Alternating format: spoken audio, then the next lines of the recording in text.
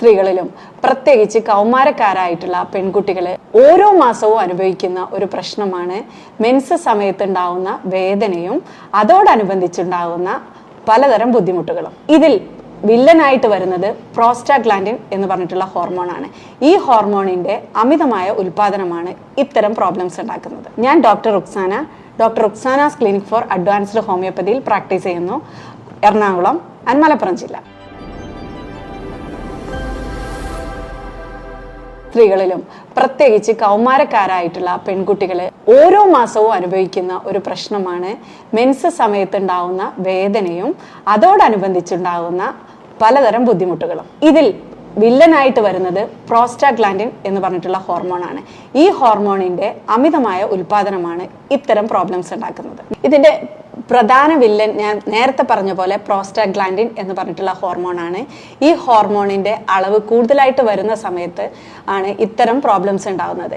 ഈ ഹോർമോണിന്റെ പ്രധാന ഫങ്ഷൻ എന്ന് പറയുന്നത് നമ്മുടെ യൂട്രസിന്റെ ലൈനിങ്ങുകൾ ഷെഡ് ചെയ്ത് ബ്ലീഡിംഗ് ഉണ്ടാക്കാൻ സഹായിക്കുക എന്നുള്ളതാണ്. അതായത് മെൻസസ് ഉണ്ടാക്കാൻ സഹായിക്കുന്ന ഒരു ഹോർമോണാണ് പ്രോസ്റ്റാഗ്ലാൻഡിൻ. പക്ഷേ അത് അമിതമായി കഴിഞ്ഞാൽ ഇതുപോലുള്ള ഇഷ്യൂസ് ഉണ്ടാകും. അതായത് അമിതമായി കഴിഞ്ഞാൽ കൂടുതലായിട്ട് കൺട്രാക്ഷൻ വരികയും അതുപോലെ തന്നെ വേദനയും ഇൻഫ്ലമേഷനും കൂടാനുള്ള സാധ്യതയും ഉണ്ടാക്കുന്നു. അതുകൊണ്ട് തന്നെ ഇത്തരം വേദനയും ബുദ്ധിമുട്ടുകളും അനുഭവിക്കുന്നുണ്ടെങ്കിൽ, ആ അനുഭവിക്കുന്നത് തീവ്രമായിട്ടാണെങ്കിൽ, ഇപ്പോൾ ഒരു 2 മണിക്കൂർ ചെറിയൊരു വേദന എന്നുള്ളത് ഇത്ര പ്രശ്നമുള്ള കാര്യമല്ല. പക്ഷെ അതിൽ കൂടുതലായിട്ട് അനുഭവിക്കുന്നുണ്ടെങ്കിൽ ഇത് വെച്ചുകൊണ്ടിരിക്കാതെ ഒരു ഡോക്ടറെ കൺസൾട്ട് ചെയ്ത് ഇതിന് ട്രീറ്റ്മെന്റ് എടുത്താൽ സുഗമമായി ജീവിക്കാൻ പറ്റും. അല്ലെങ്കിൽ എല്ലാ മാസവും ഈ ബുദ്ധിമുട്ട് അനുഭവിക്കുക എന്നുള്ളത് വളരെ അധികം ബുദ്ധിമുട്ടുണ്ടാക്കുന്ന കാര്യമാണല്ലേ. അത് ശരിക്കും പണ്ടുള്ള ആളുകളൊക്കെ പറയും ഇത് നോർമലാണ്, ഇങ്ങനെയൊക്കെ എല്ലാ മാസവും ഉണ്ടാവും, അതുകൊണ്ട് ഇതിന് പ്രത്യേകിച്ച് ഒരു ട്രീറ്റ്മെന്റ് എടുക്കേണ്ട കാര്യമില്ല എന്നുള്ളതൊക്കെ ആയിരിക്കും പറയുന്നത്. പക്ഷേ ഇത് ശരിക്കും ഈ ഒരു അവസ്ഥ ഉള്ള ആളുകൾക്ക് ഇങ്ങനെ ഒരു ട്രീറ്റ്മെന്റ് മെത്തേഡ് ഉണ്ട്. അത് നമ്മൾ കൃത്യമായ രീതിയിൽ ചികിത്സിച്ച് കഴിഞ്ഞാൽ ഈ ഓരോ മാസവും ഈ ഒരു ബുദ്ധിമുട്ട് ഇല്ലാതിരിക്കാൻ പറ്റും. മെയിനായിട്ട് ഇതിന് 2 കാരണങ്ങളാണ് ഉള്ളത്. അതായത് ഒന്ന് പത്തോളജിക്കലി, ഒന്ന് ഫിസിയോളജിക്കൽ. ഫിസിയോളജിക്കൽ എന്ന് പറയുന്നത് സാധാരണയായി ഈ കുട്ടികളിൽ ചില ആളുകളിൽ ഈ പ്രോസ്റ്റാഗ്ലാൻഡിന്റെ അളവ് കൂടുതലായിട്ട് കാണും. അപ്പോൾ ഉണ്ടാകുന്ന ബുദ്ധിമുട്ട് അത് ചിലപ്പോൾ 1-2 മണിക്കൂറുകൾ സമയത്തേക്ക് കാണാറുള്ളൂ, അതിൽ കൂടുതലായിട്ട് വരാറില്ല. അതുപോലെ തന്നെ മറ്റ് ബുദ്ധിമുട്ടുകൾ അറിയുമ്പോൾ ചില ആളുകൾക്ക് വയറുവേദനയുടെ കൂടെ തന്നെ കാലുവേദന വരും, തലവേദന വരും, ഛർദ്ദിക്കാൻ വരും, അതുപോലെ തന്നെ വയറിന് ബുദ്ധിമുട്ടുണ്ടാവും. ഇങ്ങനെ ഓരോ ബുദ്ധിമുട്ടുകൾ ഈ ഒരു സമയത്ത് കാണാറുണ്ട്. അത് ഓരോ ആളുകളിലും വ്യത്യസ്തമായിട്ടായിരിക്കും ഈ ബുദ്ധിമുട്ടുണ്ടാവുന്നത്. അതുപോലെ തന്നെ പത്തോളജിക്കൽ എന്ന് പറയുന്നത് ചില അസുഖങ്ങൾ കാരണം, അതായത് അണ്ടർലൈനിങ് ഡിസീസ് കാരണം, അത് എൻഡോമെട്രിയോസിസ് ആവാം, PCOD ആവാം, അല്ലെങ്കിൽ ഫൈബ്രോയിഡ് യൂട്രസ് ഉള്ള ആളുകളിലൊക്കെ ഇത്തരം പ്രോബ്ലംസ് ഉണ്ടാവും. ഇപ്പോൾ PCOD ഉള്ള കുട്ടികളിൽ, PCOD എന്ന് പറയുമ്പോൾ നമുക്ക് മെൻസ്ട്രൽ ഇറഗുലാരിറ്റിയും അതുപോലെ തന്നെ അതോടൊപ്പം ചിലപ്പം ബ്ലീഡിങ് കൂടുതലായിട്ട് കാണും, ബ്ലീഡിങ് ഇല്ലാതിരിക്കാം. പക്ഷേ ഈ വേദന ചിലപ്പം ഓരോ മാസവും ബ്ലീഡിങ് ഇല്ലെങ്കിലും ചിലപ്പോൾ കാണാറുണ്ട്, ഓവുലേഷന്റെ സമയത്ത് കാണാറുണ്ട്. ഇതൊക്കെ ഈ ഹോർമോൺ വേരിയേഷൻസ് കൊണ്ട് വരുന്നതാണ്. അത് ഇപ്പം PCOD ഉള്ള കുട്ടികളിലാണെങ്കിൽ ആ PCOD റിലേറ്റഡ് ആയിട്ടുള്ള മരുന്ന് കൊടുത്തു കഴിഞ്ഞാൽ നമുക്ക് ഈ ഒരു അസുഖത്തെ മാറ്റുവാൻ സാധിക്കും. അതുപോലെ തന്നെ ഈ ഫൈബ്രോയിഡ് യൂട്രസ് ഉള്ള ആളുകളിലും ഇതേപോലെ തന്നെ വേദന കാണാറുണ്ട്.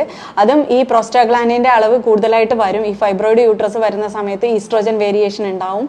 അതുപോലെ തന്നെ ഈ കൺട്രാക്ട് ചെയ്യുന്ന സമയത്ത് ഇൻഫ്ലമേഷനും ഇതൊക്കെ കൂടാനുള്ള സാധ്യതയുണ്ട്. ഈ വീക്കൊക്കെ ഉണ്ടായത് കാരണം യൂട്രസിന് കറക്റ്റ് ആ ഒരു കൺട്രാക്ഷൻ നടക്കാതെ വരികയും അതുപോലെ തന്നെ അവിടെ പെയിനും ഇൻഫ്ലമേഷനും ഒക്കെ നമ്മൾ ആ ഒരു സമയത്ത് അനുഭവപ്പെടാനുള്ള സാധ്യതയുണ്ട്. അതുപോലെ തന്നെ ഈ ഫൈബ്രോയിഡ് യൂട്രസ് ഉള്ള ആളുകളിൽ നമുക്ക് മനസ്സിലാക്കാൻ പറ്റുന്നത് മറ്റു പ്രശ്നങ്ങളും ഇതേപോലെ തന്നെ ഉണ്ടാവും. ഈ വേദനയോടൊപ്പം തന്നെ ചിലപ്പം ബാക്ക് പെയിൻ, ഇപ്പം ഈ വേദന അതികഠിനമാകുന്ന സമയത്ത് ബാക്ക് പെയിൻ ആയിരിക്കും ഈ ഫൈബ്രോയിഡ് യൂട്രസ് ഉള്ള ആളുകളിൽ കൂടുതലായിട്ട് കാണുന്നത്. അതുപോലെ തന്നെ അടിവയറ് വേദന, കാലിലേക്കൊക്കെ വേദന വരിക, ഇത്തരം പ്രോബ്ലംസും അതോടൊപ്പം ഉണ്ടാവും. ഇനി എൻഡോമെട്രിയോസിസ് ഉള്ള ആളുകളിലാണെങ്കിൽ, എൻഡോമെട്രിയോസിസ് എന്ന് പറയുന്നത് നമ്മുടെ യൂട്രസിലുള്ള അകത്തുള്ള സെൽസ് പുറത്ത് വളരുന്നതാണ്. അപ്പൊ ഇത്തരം ഇഷ്യൂസ് ഉള്ള ആളുകളിൽ ഈ കൺട്രാക്ഷന്റെ സമയത്ത് അതികഠിനമായിട്ടുള്ള വേദനയായിരിക്കും. ഈ ഒരു വേദന ഉണ്ടെങ്കിൽ അത് ശരിക്കും ചിലപ്പോൾ 1-2 ദിവസത്തേക്ക്, ചിലപ്പോൾ കണ്ടിന്യൂസ് ആയിട്ട് എത്ര ദിവസം ബ്ലീഡിങ് ഉണ്ടാവുമോ അത്രയും ദിവസം വേദന അനുഭവിക്കുന്ന ആളുകളുണ്ടാവും. ഇത് സാധാരണ എൻഡോമെട്രിയോസിന്റെ കേസിലാണ് വരുന്നത്. അങ്ങനെ ഉണ്ടെങ്കിൽ ഒരു ഡോക്ടറെ കൺസൾട്ട് ചെയ്ത് ഇത് കൃത്യമായി ഡയഗ്നോസ് ചെയ്ത് അതിനുള്ള ട്രീറ്റ്മെന്റ് എടുക്കുക. ഇനിയിപ്പം ഹോമിയോപ്പതിയിൽ ഇതിനെ ട്രീറ്റ് ചെയ്യുന്ന സമയത്ത് എന്താണോ അവരുടെ അവസ്ഥ എന്ന് മനസ്സിലാക്കി, അതായത് എന്തെങ്കിലും പത്തോളജിക്കൽ കണ്ടീഷൻസ് ഉണ്ടോ, അല്ലെങ്കിൽ ഈ കുട്ടിക്ക് അതായത് ഈ പ്രോസ്റ്റാഗ്ലാൻഡിന്റെ വേരിയേഷൻ കൊണ്ടാണ്, അത് ഫിസിയോളജിക്കലാണ്, ചെറിയൊരു ഇഷ്യൂസ് ഉള്ളൂ എന്നൊക്കെ മനസ്സിലാക്കി കൃത്യമായ കാരണം കണ്ടെത്തി, അതുപോലെ കൃത്യമായ ലക്ഷണങ്ങൾ മനസ്സിലാക്കി ആ ഒരു രോഗിയുടെ പ്രത്യേകതയും രോഗത്തിന്റെ പ്രത്യേകതയൊക്കെ അനുസരിച്ച് കൃത്യമായ തോതിൽ മരുന്ന് കൊടുത്തു കഴിഞ്ഞാൽ നമുക്ക് ഈ ഒരു അസുഖത്തെ കംപ്ലീറ്റ് ആയിട്ട് മാറ്റാൻ പറ്റും. അതായത് ഈ ഹോർമോൺ വേരിയേഷൻ കൊണ്ട് ഓരോ ആളുകളിലും പല രീതിയിലായിരിക്കും വേദന വരുന്നത്. ചിലപ്പോൾ ഈ സമയത്ത് മൈഗ്രെയിൻ കാണുന്നവരുണ്ട്, അതുപോലെ തന്നെ പനി വരുന്ന ആളുകൾ വരെ ഉണ്ട് ഈ സമയത്ത്. അതായത് ഇൻഫ്ലമേറ്ററി ടെൻഡൻസി ആണല്ലോ ബോഡിക്ക് ആ സമയത്ത് വരുന്നത്. ആ സമയത്ത് അത് പനി വരെ വരുന്ന ആളുകളുണ്ട്. അപ്പോൾ ഇത് എന്താണോ അവരുടെ പ്രശ്നം എന്ന് കറക്റ്റ് ഡയഗ്നോസ് ചെയ്തിട്ട് വേണം അതിനെ ട്രീറ്റ് ചെയ്യാൻ. അതുകൊണ്ട് തന്നെ നമ്മൾ ഡയഗ്നോസ് ചെയ്യാൻ വേണ്ടി ഇപ്പോൾ ഇത്തരം പ്രോബ്ലംസ് ഉണ്ടാകുമ്പം ഒരു നല്ലൊരു ഡോക്ടറെ കൺസൾട്ട് ചെയ്ത് അതിന് കറക്റ്റ് ഡയഗ്നോസ് ചെയ്യുക. നമ്മൾ ഇത് ഡയഗ്നോസ് ചെയ്യാന്ന് വെച്ചാൽ നമുക്ക് സ്കാൻ ചെയ്ത് കഴിഞ്ഞാൽ നമുക്ക് ഫൈബ്രോയിഡ് യൂട്രസ് ഉണ്ടെങ്കിലോ അല്ലെങ്കിൽ എന്തെങ്കിലും സിസ്റ്റ് ഉണ്ടെങ്കിലോ ഒക്കെ മനസ്സിലാക്കാൻ പറ്റും. അതുപോലെ തന്നെ ബ്ലഡിൽ ഹോർമോൺ വേരിയേഷൻസ് നമുക്ക് ബ്ലഡ് ടെസ്റ്റ് ചെയ്ത് കഴിഞ്ഞാൽ അറിയാൻ പറ്റും. അതുപോലെ വേറെ എന്തെങ്കിലും പ്രോബ്ലംസ് ഉണ്ടെങ്കിൽ സിംറ്റംസ് വഴി നമുക്ക് മനസ്സിലാക്കാൻ പറ്റും. അപ്പോൾ ഈ രീതിയിൽ നമ്മൾ കൃത്യമായി ഡയഗ്നോസ് ചെയ്ത് അതിന് നല്ല രീതിയിൽ ട്രീറ്റ്മെന്റ് കൊടുക്കുക വെച്ചാൽ നമുക്കത് കംപ്ലീറ്റ് ആയിട്ട് മാറ്റാൻ പറ്റും. പിന്നെ ചില ആളുകൾ ഈ ചെറിയ തോതിലൊക്കെ വേദന ഉള്ളൂ എങ്കിൽ നമ്മൾ ഉലുവ വെള്ളം കുടിക്കുന്നത് നല്ലതാണ്. അതുപോലെ തന്നെ ചൂട് ഹോട്ട് വാട്ടർ ബാഗ് അപ്ലിക്കേഷൻ, അതുപോലെ തന്നെ ചില ആളുകൾ തണുപ്പ് വെക്കുന്നവരുണ്ട്. അതുപോലെ സ്ട്രെസ്സും സ്ട്രെയിനും ഒക്കെ ഉള്ള ആളുകളിൽ ഇതുപോലെ വയറുവേദന കൂടുതലായിട്ട് ആ സമയത്ത് വരാനുള്ള സാധ്യതയുണ്ട്. അതുകൊണ്ട് തന്നെ മെഡിറ്റേഷൻ നല്ലതാണ്. ഇപ്പോൾ ഈ ഒരു ഇത്തരം പ്രോബ്ലംസ് ഉള്ള ആളുകളിൽ മെഡിറ്റേഷൻ നല്ലതാണ്, യോഗ നല്ലതാണ്.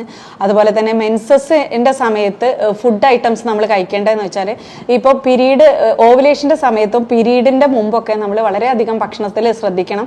കാരണം ഗ്യാസ്ട്രിക് ആയിട്ടുള്ള ഐറ്റംസ് നമ്മൾ കഴിക്കുമ്പോൾ ഓരോ ആളുകളിലും ഗ്യാസ്ട്രിക് ഉണ്ടാക്കാൻ സാധ്യതയുള്ള ഭക്ഷണങ്ങൾ വ്യത്യസ്തമാണ്. ഇപ്പം ഉരുളൻകിഴങ്ങ് ചില ആളുകൾക്ക് ഇഷ്യൂസ് ഉണ്ടാക്കും. അതുപോലെ പരിപ്പ്, അതുപോലെ ചിലതരം നോൺ വെജ് ഐറ്റംസ് ഒക്കെ പ്രശ്നങ്ങൾ ഉണ്ടാക്കുന്ന ആളുകളുണ്ട്. അപ്പൊ അത്തരം എന്താണോ നമുക്ക് പ്രശ്നം ഉണ്ടാക്കുന്നത് ആ ഒരു ഭക്ഷണ സാധനം ഒരു പീരീഡിന്റെ ഡേറ്റിന്റെ കുറച്ച് മുമ്പ് തൊട്ട് കഴിക്കാതിരിക്കുക. അതുപോലെ ഓവുലേഷന്റെ സമയത്ത് അത് അവോയ്ഡ് ചെയ്യുന്നത് നല്ലതായിരിക്കും. അതുപോലെ വെള്ളം ധാരാളം കുടിക്കുക. അതുപോലെ ഈ എന്താ പറയുക നോൺ വെജ് ഐറ്റംസ് കൂടുതലായിട്ട് കഴിക്കുന്നത് അവോയ്ഡ് ചെയ്യുക. ഓയിലി ഫ്രൈഡ് ഐറ്റംസ് കുറയ്ക്കുക. ഈ ഫൈബർ കണ്ടെയ്നിങ് ആയിട്ടുള്ള ഭക്ഷണങ്ങൾ ധാരാളം കഴിക്കുക. എക്സസൈസ് വളരെയധികം നിർബന്ധമാക്കുക. ഇത്തരത്തിൽ നമ്മൾ ചെയ്തു കഴിഞ്ഞാൽ നമുക്ക് ഈ ഒരു അസുഖത്തെ, അതായത് ഈ പെയിൻ നമുക്ക് കൺട്രോൾ ചെയ്യാൻ പറ്റും. അതുപോലെ അണ്ടർലൈനിങ് ആയിട്ടുള്ള എന്തെങ്കിലും അസുഖം ഉണ്ടെങ്കിൽ അതിന് ട്രീറ്റ്മെന്റ് എടുക്കുക. കൃത്യമായ ട്രീറ്റ്മെന്റിലൂടെ നമുക്ക് കംപ്ലീറ്റ് ആയിട്ടും ഭേദമാക്കാൻ പറ്റുന്ന ഒരു അസുഖം തന്നെയാണ് ഈ മെൻസസ് സമയത്ത് ഉണ്ടാകുന്ന വേദന. അത് സഹിച്ച് നമ്മൾ നിൽക്കേണ്ട കാര്യമില്ല. നമുക്ക് ഓരോ മാസവും ഈ ബുദ്ധിമുട്ട് അനുഭവിക്കുന്നവരുണ്ടെങ്കിൽ ഒരു ഡോക്ടറെ കൺസൾട്ട് ചെയ്ത് അത് എന്താണെന്ന് ഡയഗ്നോസ് ചെയ്ത് അതിന് ട്രീറ്റ്മെന്റ് എടുക്കുക. അതുപോലെ ചില ആളുകൾക്ക് പ്രീ മെൻസ്ട്രൽ സിൻഡ്രോം ഉണ്ടാകാറുണ്ട്. അതായത് മൂഡ് ചേഞ്ചസ്, ഇറിറ്റബിൾ ആവുക, അതുപോലെ വേദന അനുഭവപ്പെടുക, അതുപോലെ തലവേദനയായിട്ടായിരിക്കും, അല്ലെങ്കിൽ സ്ട്രെസ്, ഭയങ്കര ഡിപ്രഷനൊക്കെ അനുഭവിക്കുന്ന ആൾക്കാരുണ്ട്. അതും ഇതുപോലെ തന്നെയാണ്. ഈ മെൻസ്ട്രൽ പെയിൻ്റെ പോലെ തന്നെ ചില ആളുകൾക്ക് അതിന് മുമ്പും പീരീഡിൻ്റെ മുമ്പും ഇതുപോലെ വേദനയും അതുപോലെ തന്നെ ടെൻഷൻസും ഒക്കെ കാണാറുണ്ട്. അപ്പോൾ ഇതൊക്കെ കൺസിഡർ ചെയ്തിട്ടാണ് നമ്മൾ ഹോമിയോപ്പതിയിൽ ഇതിനെ ട്രീറ്റ് ചെയ്യുന്നത്. ചില ആളുകളാണെങ്കിൽ ഇപ്പം ഇങ്ങനെ നടന്നു കഴിഞ്ഞാൽ വേദനയ്ക്ക് ആശ്വാസം കിട്ടുന്നവരുണ്ടാവും. ഹോട്ട് വാട്ടർ ബാഗ് അപ്ലൈ ചെയ്ത് കഴിഞ്ഞാൽ ആശ്വാസം കിട്ടുന്നവരുണ്ടാവും. തണുപ്പ് അപ്ലൈ ചെയ്ത് കഴിഞ്ഞാൽ ആശ്വാസം കിട്ടുന്നവരുണ്ടാവും. ചില ആളുകൾക്ക് ഇഷ്ടപ്പെട്ട ഭക്ഷണ സാധനങ്ങൾ കഴിക്കുമ്പോൾ ആശ്വാസം കിട്ടുന്നവരുണ്ടാവും. ഇപ്പോൾ ഞാൻ പറഞ്ഞ പോലെ ചോക്ലേറ്റ് ഒക്കെ ചില ആളുകൾക്ക് അതൊക്കെ വേദന ഉണ്ടാക്കുന്നതായിരിക്കും. പക്ഷെ മറ്റു ചിലർക്ക് ഈ ചോക്ലേറ്റ് കഴിച്ചു കഴിഞ്ഞാൽ ചില ആളുകൾ വന്നിട്ട് പറയാറുണ്ട് മധുരം കഴിച്ചു കഴിഞ്ഞാൽ ഭയങ്കര ആശ്വാസമാണ് ഡോക്ടർ ആ സമയത്ത്. അപ്പോൾ അങ്ങനെ പല പ്രശ്നങ്ങളിലുള്ള പല സാധനങ്ങൾ ഉപയോഗിച്ച് കഴിഞ്ഞാൽ ആശ്വാസം കിട്ടുന്ന ആളുകളുണ്ടാവും.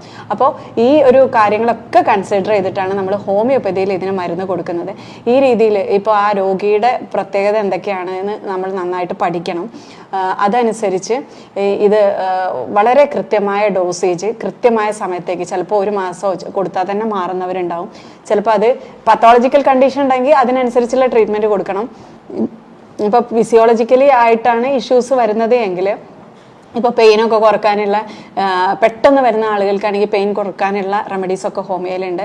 അത് സൈഡ് ഇഫക്റ്റ് ഇല്ലാത്ത നല്ല രീതിയിൽ പെട്ടെന്ന് തന്നെ മാറ്റാൻ പറ്റുന്ന മരുന്നുകളൊക്കെ ഹോമിയോപ്പതിയിലുണ്ട്. അപ്പോൾ ഈ ഒരു രീതിയിൽ നമുക്ക് ഇൻഫ്ലമേഷനും അതുപോലെ നമ്മുടെ ഹോർമോണിൽ ഉണ്ടാകുന്ന വ്യതിയാനമൊക്കെ പയ്യെ പയ്യെ നോർമലാക്കിക്കൊണ്ടെന്ന് ഈ ഒരു അസുഖത്തെ നമുക്ക് ഭേദമാക്കാൻ പറ്റും. ഇത് ശരിക്കും പത്തോളജിക്കൽ കണ്ടീഷൻ വരുമ്പോഴാണ് ഇതിന് അസുഖം എന്ന് പറയുന്നത്. ഫിസിയോളജിക്കലി അവർക്ക് ഒരു ഹോർമോൺ വേരിയേഷൻ എന്നൊക്കെ പറയുമ്പോൾ പല കണ്ടീഷൻസ് ഇതിന് ബാധകമാണ്. അത് ചിലപ്പം സ്ട്രെസ്സൊക്കെ കൂടുതലുണ്ടെങ്കിലൊക്കെ ഇതുപോലെ വരാം. അപ്പോൾ അതൊക്കെ എന്താണെന്ന് വളരെ കൃത്യമായി ആ ഡോക്ടറെ അടുത്ത് പറയുക. അപ്പോൾ അതനുസരിച്ച് നമ്മൾ കൃത്യമായ ഡോസേജിൽ മരുന്ന് എടുക്കുക, കൃത്യമായ കാലത്തേക്ക് എടുക്കുക എന്ന് നമുക്കിത് കംപ്ലീറ്റ് ആയിട്ട് നമുക്ക് മാറ്റിയെടുക്കാൻ പറ്റും. പിന്നെ വെള്ളം ധാരാളം കുടിക്കൽ ആവശ്യമാണ്. ഹൈഡ്രേറ്റഡ് ആയിട്ടിരിക്കുക, നല്ല ഹാപ്പി ആയിട്ടിരിക്കുക, ആ സമയത്ത് ഹാപ്പി ആയിട്ടിരിക്കാൻ ശ്രമിക്കുക. ഈ രീതിയിൽ നമുക്ക് ഈ ഒരു മെൻസ്ട്രൽ പെയിന് ഒരു പ്രശ്നമില്ലാതെ തന്നെ നമുക്ക് മാറ്റുവാനും അതുപോലെ തന്നെ കൺട്രോൾ ചെയ്യാനും സാധിക്കും. അതുകൊണ്ട് തന്നെ വേദന സഹിച്ച് നമ്മൾ ജീവിക്കേണ്ട കാര്യമില്ല. ഇതിനൊക്കെ ഇപ്പം സൊല്യൂഷൻസ് ഉണ്ട്. ഇനിയിപ്പോൾ ഈ ഒരു അവസ്ഥയിലൂടെ കടന്നു പോകുന്ന ആളുകളാണെങ്കിൽ ഇതിനെക്കുറിച്ച് എന്തെങ്കിലും സംശയം ഉണ്ടെങ്കിൽ നമുക്ക് നിങ്ങളുടെ സംശയങ്ങൾ നിങ്ങൾക്ക് ഈ താഴെ കാണുന്ന നമ്പറുകളിൽ ചോദിക്കാൻ പറ്റും. അതായത് മെസ്സേജ് അയക്കാം, കോൾ ചെയ്യാം. അതുപോലെ മറ്റൊരു നല്ല ഹെൽത്ത് ടോപ്പിക്കുമായിട്ട് നമുക്ക് വീണ്ടും കാണാം.